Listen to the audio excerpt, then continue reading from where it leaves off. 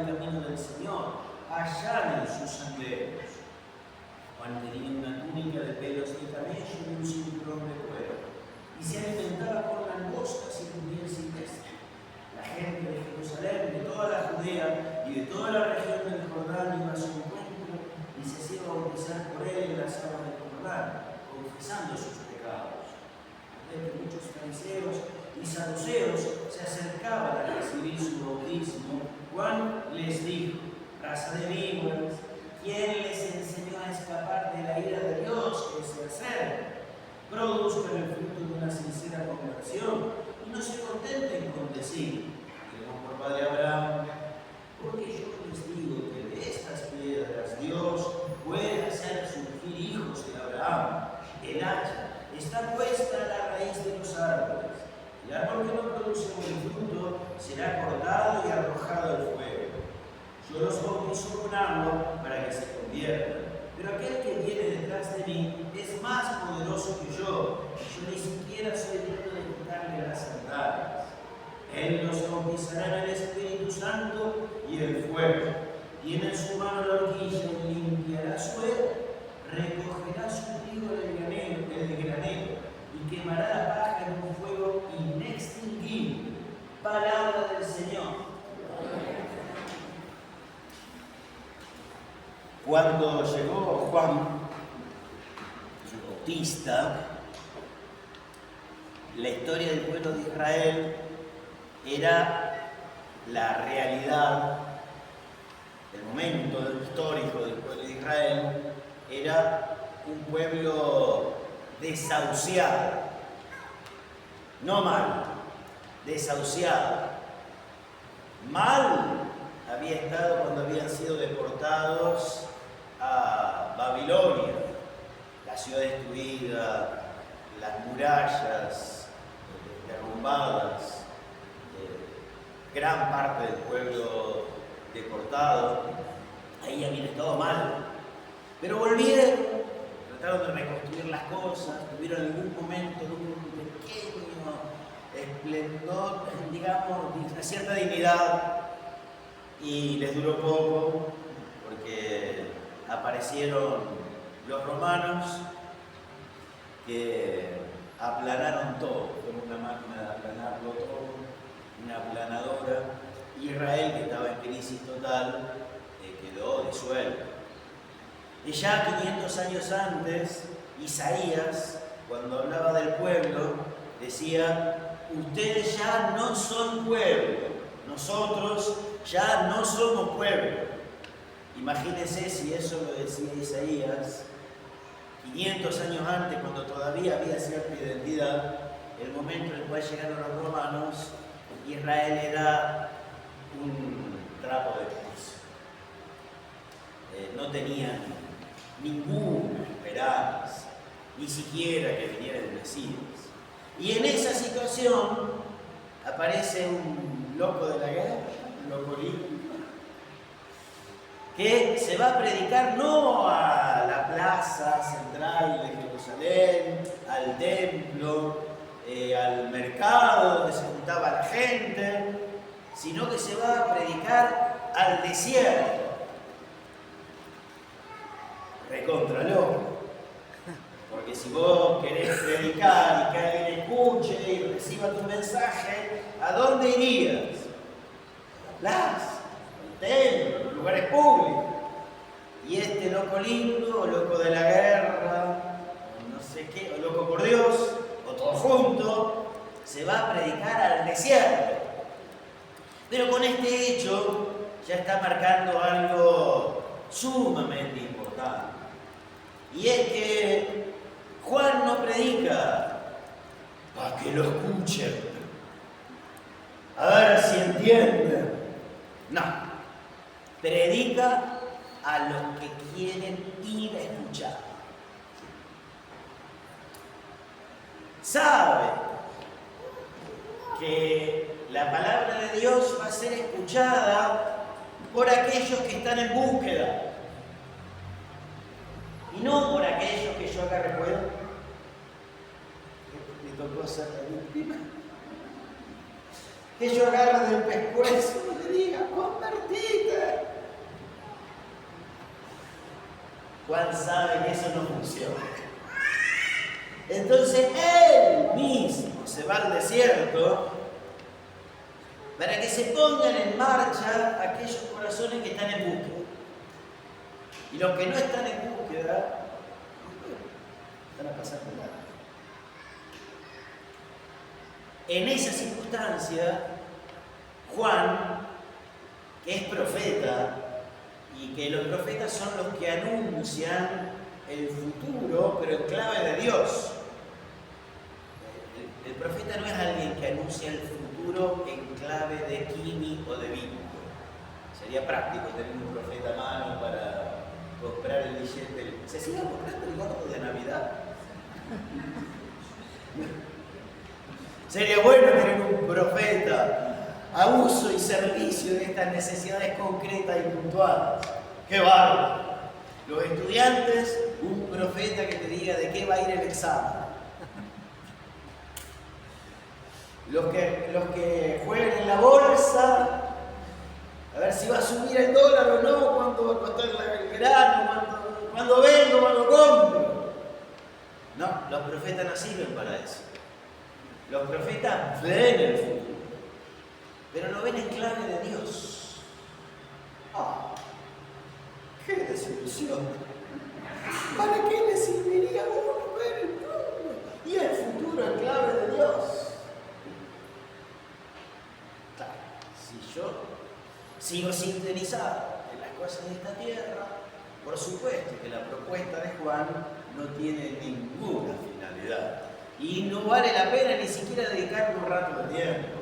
Imagínate, si me voy a ir a chupar calor al desierto, porque imagino que el sol en aquella época no estaría tan mal como ahora, como estábamos charlando antes de la misa. Seguramente no había factor 80 en esa época, pero los rayos ultravioleta no eran tan graves. De todos modos, seguro que el sol picaba. Y nadie iba a ir al desierto por deporte, si no estaba buscando algo profundo, una transformación profunda, en sí mismo. Y entonces, ahí en el desierto, para los que quieren escuchar, Juan dice: conviértanse, crean que el reino está cerca, y sepan que el hacha está puesta a la raíz y que el que viene es más grande que yo. A ver, Juan a un pueblo desahuciado lo abre a la esperanza. Vale la pena seguir. Y viene alguien que trae algo que ni yo lo sueño. Yo me doy cuenta que soy un elegido de Dios y una voz que clama en el desierto y que Dios lo mandó. Pero el que viene, ese bautiza con fuego, yo con agua. En cambio el que viene bautiza con fuego, que viene a traer lo definitivo, que él mismo no sabe, porque cuando Juan lo vio, lo escuchó y se enteró de todo lo que hacía Jesús como predicador, cuando él estaba en la cárcel, mandó a unos discípulos que fueran a preguntarle a Jesús: ¿sos vos el que estamos esperando, el que debía venir, o tenemos que esperar a otro? Quiere decir que el Mesías que Juan anunciaba, y Juan se daba cuenta que venía un Mesías, era más grande de lo que Juan llegaba a interpretar. A ver, el que venía, él no era digno de desatar la correa de sus sandalias. Hacía falta alguien más grande que Juan. Hacía falta alguien que tenga una palabra que saliera de las palabras de esta tierra. Y Juan se daba cuenta que para eso iba a ser necesaria purificación. Y por eso dice: el hacha está puesta a la raíz de los árboles. Bueno, si uno ve la imagen del hacha y se imagina como un arbolito, dice: ¡ay! Me tocará. Pero el que viene, el hachador que viene, es más jardinero que el leñador. Y el jardinero que viene, si pone el hacha, es para liberar al campo, al jardín, al huerto, de lo que no está produciendo fruto para que dé más fruto. Al jardinero no le interesa la leña. Como decía aquel, no temas al hacha, no temas yo no soy leñador, soy jardinero. Me interesa, no busco lo que saco, me interesa lo que quiero. Así es el Señor. Y por eso cuando nos habla la palabra de hacha, de purificación, en realidad nos está hablando de eso que Jesús va a decir más adelante, de aquel comerciante de perlas finas que había toda su vida dedicado a armar una colección espectacular, pero de golpe encuentra una de gran valor y dice, mejor vendo toda para comprar esa. O el que encontró un tesoro en el campo y entonces deja todo porque dice, esto es más valioso. ¿Se acuerdan de la película El Postino? El cartel. Esa película fantasiosa que lo sitúa a Pablo Neruda en una islita italiana, exiliado, y ahí había metido en el centro de la isla, y bueno, ahí correo no había mucho, y un pescador sin trabajo se transformó en obrero, empleado de la posta, del correo, y entonces le tocó llevarle una de las pocas cartas que tenía que repartir a Pablo Neruda. Y se fue haciendo amigo, y en un momento se enamora, y se le ocurre la idea que ella se le ocurrió. Imaginar, siendo amigo de Pablo Neruda, que si había algo que sabía hacer era manejarse con las palabras, mejor que Messi o que Maradona con la pelota, le dijo que me escribe una buena poesía. Y así se fueron haciendo amigos y le dijo, no, la poesía la tenés que escribir vos. Pero yo no sé. Y en un momento se sienta con los dos frente al mar. Y les recomiendo porque lo pueden buscar el pedacito que no tengan en la plataforma, busca Neruda y Mario sentados frente al mar del Postino. Y bueno, ahí encuentran los 3 minutitos de esos. Y en un momento Mario, era muy bueno, pero pobre en recursos de oratoria, con una ternura gigantesca, se le escapa una metáfora. Y entonces Neruda le dice, ve, ahí, eso es una metáfora. Y el otro dice, no, porque se me escapó. No importa, se te escapó, quiere decir que es más verdadera todavía. Y entonces a mí se me ocurre la siguiente. Que Juan nos anuncia que el que se nos va a sentar al lado de la playa, cuando miremos el mar de nuestra vida, que a veces se nos antoja como oscuro, como peligroso, como difícil de discernir. Bueno, el Neruda de nuestra vida es el mismo Jesús, que se te sienta al lado y que te enseña a ponerle palabras a lo que te pasa. A ese mar que lo veo oscuro y a lo mejor hasta violento y peligroso, ahí Jesús se te sienta y te enseña a llenarlo de esperanza. Te enseña a ver tu horizonte, ya no como un desahuciado que está camino a la silla eléctrica, o como alguien que se topó con una pared y no imagina que va a poder superar esa pared, sino como alguien que tiene la posibilidad de una vida fecunda. Hay distintos tipos de vivir, la pared, el peligro, el sentirse desahuciados. A veces el explícito. ¿Cómo estás? ¿No ves?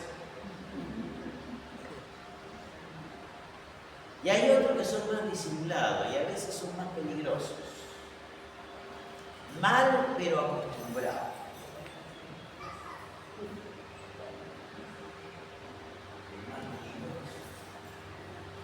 Porque el que dice, ¿no ves? Con su enojo, se está dando cuenta que está mal. Y ese capaz que se pone en marcha al desierto, a escuchar a Juan, a ir a buscar una palabra.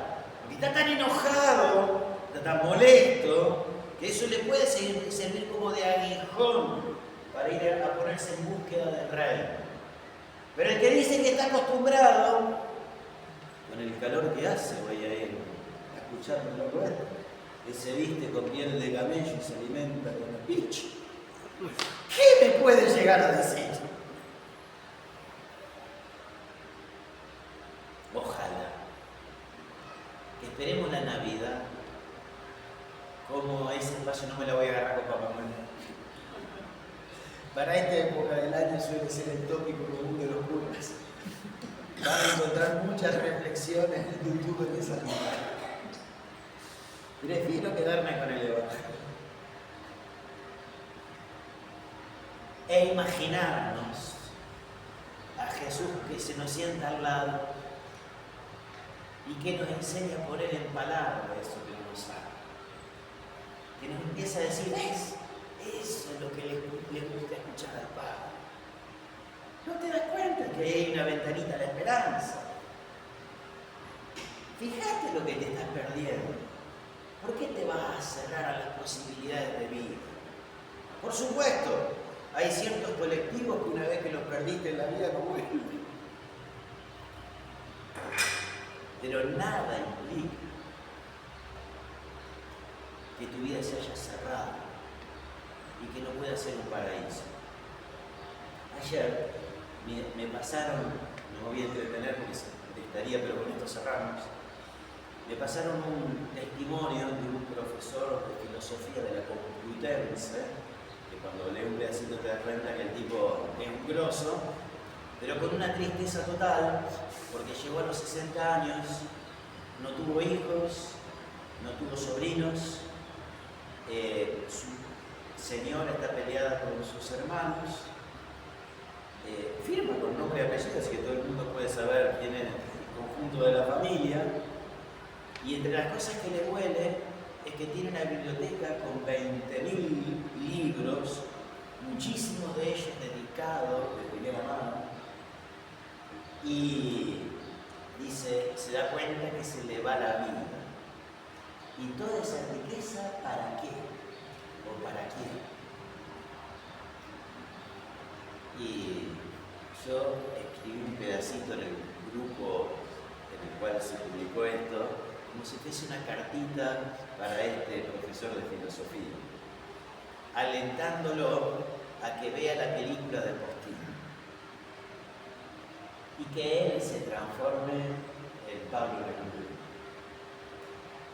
Y que invite a muchos que tienen ganas de saber cómo se escribe una metáfora a sentarse a su lado y a cada uno que haga bien el trabajo le regale uno de esos 20.000 libros.